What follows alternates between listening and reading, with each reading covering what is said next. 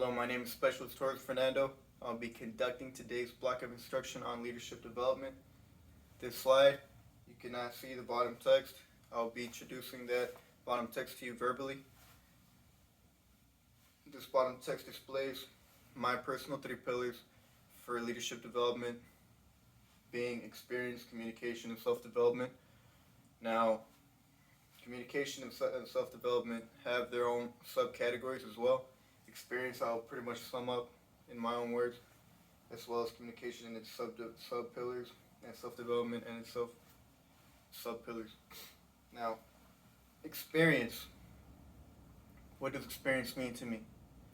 I feel like a good leader needs to have been there in the soldier or team member's shoes in order to properly guide and instruct them.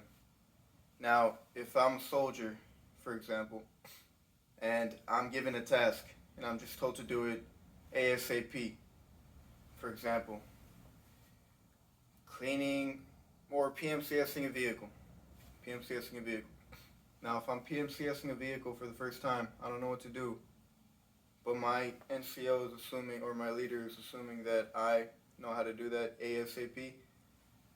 I'm not going to do a good job. I'm not going to be quick. I'll probably get it done if I have a TM, but I'm not going to do it quick and ASAP. I'm going to get dogged out by my NCO or leader. So that'll bring morale down. That'll bring team overall morale down. It's just going to mess up the flow of things towards the overall team. Now, as a leader, you can avoid that by knowing what it's like to be there, knowing that, hey, maybe this guy doesn't know how to do it ASAP. I'm going to go ahead and instruct him on how to do it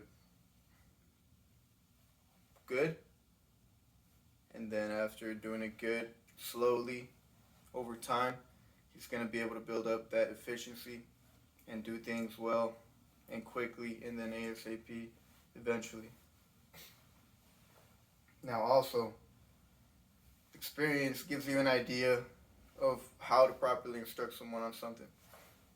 If you don't have a general idea of having experience doing it yourself in the past, you can't really have a good idea on how to instruct them well.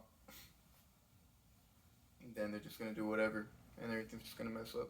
You'll learn together, but it comes off better as a leader to know what you're talking about before just telling people to do it and not do it yourself, you know? Now, communication.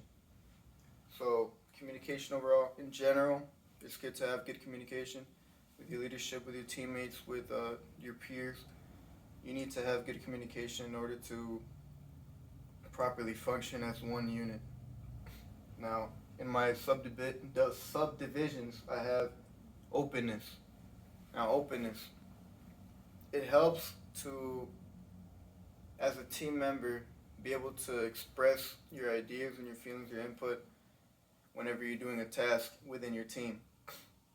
Now, of course, we won't feel open to being open with just anybody.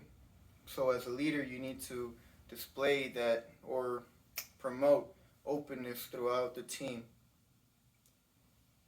Promoting this will help the team members feel comfortable in displaying their input. And when they do, you have to be sure to take it into account, acknowledge them, recognize them, and just make it feel like it was worth their time to even express that idea or that input.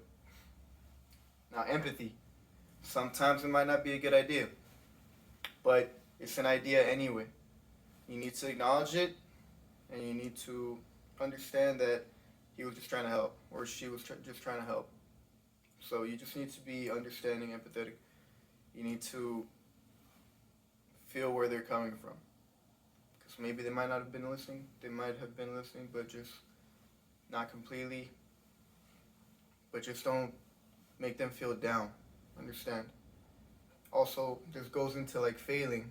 If you give them a task and they fail their task, you need to understand, like, hey, you know what? He might not be that well at doing it as I might be. So I can't really dog him out for that much, you know? You need to like put yourself in their shoes. Be empathetic. Now my last subdivision or subpillar will be self-service. As an NCO or a leader and part of communication, you need to have selfless service. The only thing you need to be thinking about is like how to make your team overcome any obstacle and how to put your team first. You need to take care of your team. As the leader, you're in charge of overall morale, overall well-being, overall camaraderie. You're in charge of all that. So, selfless service, you just focus on your team. As long as your team notices that you're focusing on them instead of mainly just a task, they will respect you very much. They will want to be more motivated to do what they need to do and work for you and help you and work with you. Now, self development. Of course, in leadership development, you need to grow. You need to keep moving forward. You need to get better. You need to improve. So, self development is a big pillar of that. What helps in self development is constructive criticism. Of course, sometimes people, when they're barely getting introduced to constructive criticism, they're not very open to being dogged out, you know? People take it personally instead of like taking it as a good learning step, you know? So when you receive constructive criticism, sometimes people don't know how to display it properly, you know? So, for example, myself, back in the past, I would just tell people that they're doing something wrong, but not how to improve or anything like that, you know? So I would just dog out the person, tell them, like, hey, you're doing a crappy job, and that's it, you know? That's not really constructive criticism. If I'm dogging them out, but I'm telling them, like, you know what, you should probably just do this instead, you know, do it in a respectful manner, that's constructive criticism. Now, since some people don't know how to do that, you need to be understanding and then be like, not take it personally right away. Make sure you clarify. Like, all right, so I did this wrong. I understand. How can I improve it? How can I not do that? How do I not come off as that? You know? So just seek ways to improve yourself and take any criticism and make it into constructive criticism. Now, if the person wants to work with you, great. If the person doesn't want to work with you, that's fine as well. Get a bystander to constructively criticize what that person just criticized about you so that you can improve and grow and develop as a leader. Now, self-awareness. Now, of course, just because you're in a leadership position doesn't mean that you're always right, doesn't mean that you're not prone to failing, you're not prone to being wrong. You need to be aware that you're not perfect and that the best person to improve yourself, to improve yourself, it's going to be your teammates, the people that are judging you, the people that work with you, that know your behaviors and all that stuff. So you need to be aware that sometimes you're going to mess up. You're not going to be right all the time. You need to be open to changing yourself and knowing that you can always improve. You're never at your peak. You're always on the way up. That's the best way to view it. And finally, leading all this stuff together is growth. So you need to be open to growing. You need to be open to changing. You can't really develop if you don't change. Now, as a leader, it's going to be a hard task. It's going to be a long task to develop this trait, this attribute. You need to trial and error it.